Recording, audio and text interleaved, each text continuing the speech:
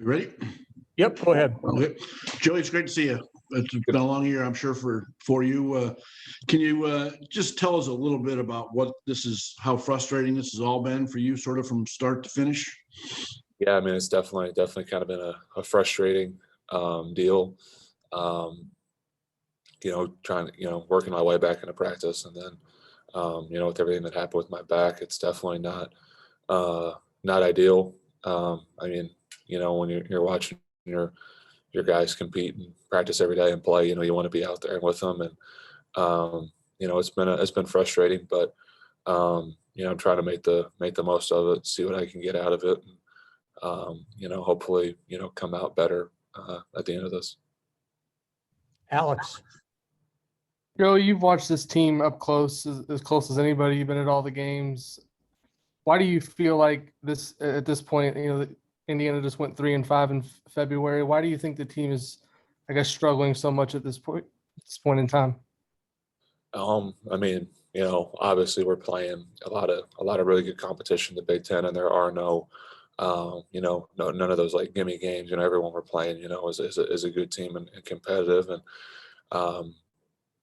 I think there's a few possessions, every game that the line, the margin on winning and losing is so small, and there's some small things that we need to get back to and to do to win, and to make sure we finish this out strong. Jeff. Hey, what's happening, bud? Good to see you. Hey, two quick questions for you. First of all, give us your thoughts on the way Trayce Jackson-Davis has progressed to become the player he is. You've known him as long as anybody. Let's start there. Your thoughts on him, and then I got one more after that. I think definitely as this season's gone, we've seen Trayce as he continues to become more comfortable. We've seen some of his like competitive side. I think about the Florida State game kind of sticks out as one of those like flashes where we saw his real competitive spirit, and we've seen that all year long. And he continues to get better and improve. And it's tough when he's a big the main focus of everyone's scouting report, and especially without me being in there, he's getting a lot of the 5 matchup instead of, if we were playing together, he might have the 4 guarding him some. So I think with those two, with that being said, he's done a really, really incredible job, just under the pressure that that he's had, and the focus that's been on him. And the second part is just physically, what can you do right now? Can you lift? Can you practice at all? And at this point in time, what can you say about your thoughts as you look toward your future, whether you want another year or not? Well, as far as like what I can do, I've been able to lift weights a little bit with Coach Cliff. Real selective like on what I can and can't do. I've been running on the underwater treadmill every day with Timmy G, and been following his rehab plan, and it's kind of slowly trying to work my way back into things. And it's definitely going to be a little bit of I have to be patient with everything going on, and be mindful to make sure I don't rush back anything. And then as far as next year goes, I've thought a little bit about it. That's definitely going to be a conversation that I'll have this spring with Coach Miller and the rest of the staff, kind of in depth, and trying to, figure out what's best. But kind of my focus has just been trying to get back healthy now, and then, trying to contribute to help us win in any way possible. And that's kind of where my focus has been at. When the timing's right, I'll have those conversations. But, as far as right now, I just want to try to, knock my rehab out every day and keep getting better, and try and figure out how I can encourage and help lead the guys, even though I can't be out there. Thanks, man. Dustin. Joe, just to make sure I got that part right, you don't, when you say try to help the guys, that you don't can see it as conceivable that you'd be able to get on the floor this year, correct? Yeah, that's not really in the plans. I was talking with my surgeon. I don't want to, chance anything, just given the pain my back. So just trying to be patient with everything, and trying to impact winning any way I can. With the since I'm still on here, what actually did happen with the back? I mean, we've known it's a back injury, but I mean, what actually went down? What did you start feeling? What was kind of the timeline with this thing? It's just been something that it kind of was. We're not really sure how it started. Might have just been a, just playing mileage issue.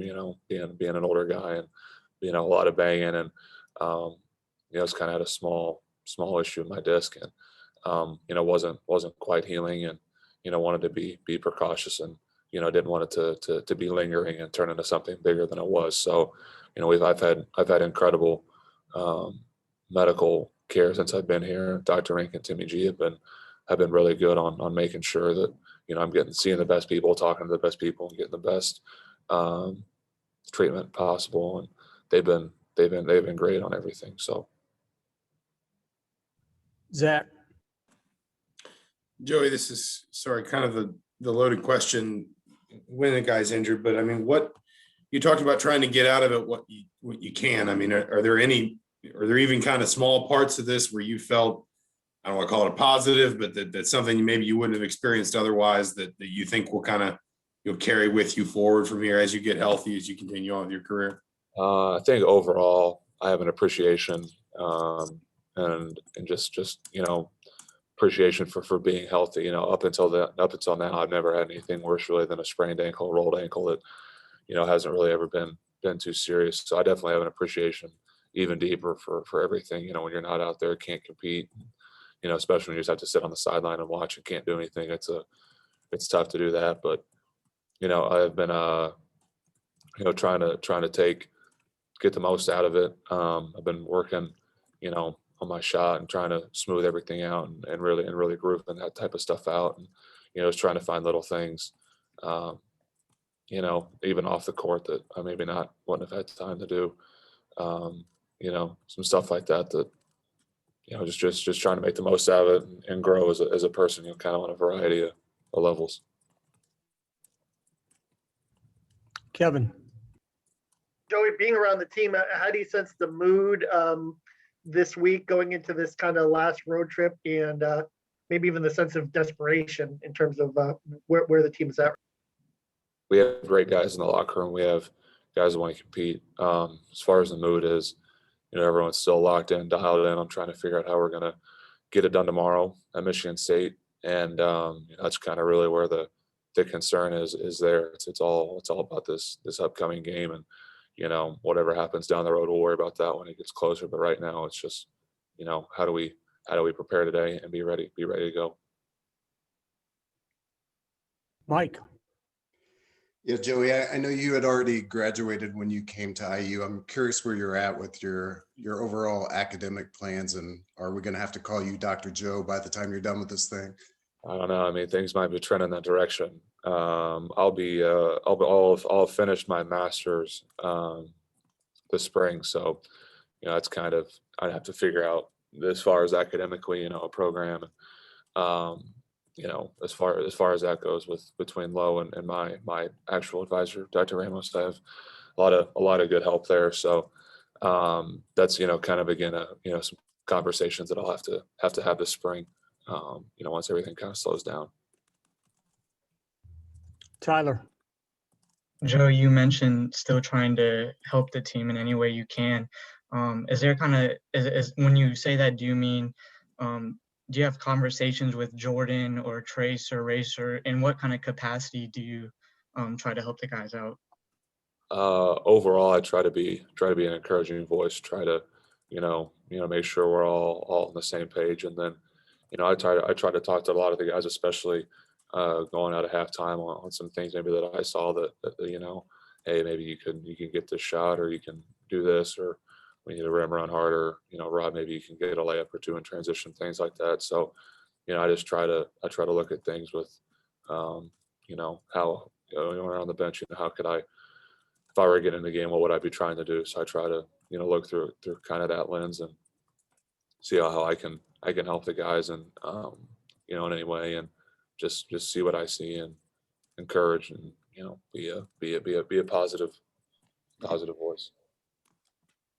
Go, Joe. Hey, Joey, how are you? Good. How are you? Good. Hey, I was curious to know what, based on the kinds of academic opportunities you might have next year, how big of an influence will that have on your decision to come back and potentially play next year? I think it definitely, provides, some influence on the decision. I mean, it would be it'd be a third degree to get, and it definitely, is a pretty meaningful thing. And I think it plays into it to some degree. It's going to have to be something I have to talk over with my mom and brother for sure when the opportunity comes. Thank you. Tom, Joey, just to be clear, there were senior day proceedings over the weekend, and were you asked whether or not you wanted to be a part of those, or how did that play out? And what, if anything, basketball wise, would determine if you come back or not? Yeah, I mean, the senior day, those were conversations that I had with the staff, and I chose not to participate. One, because it felt like if I participate, that's kind of a closure deal for myself, how I felt, and my decision wasn't really set in stone. And then on the other end, I wanted that day was about Alan Cooper, and what they've done and what they've contributed. So, I wanted to make that celebrate them and what they've done for Indiana. And then what was the second part? You still want to play basketball for another year, right? Yes. Yeah. I want to keep playing basketball for the foreseeable future. So Thank you, Joey. appreciate it.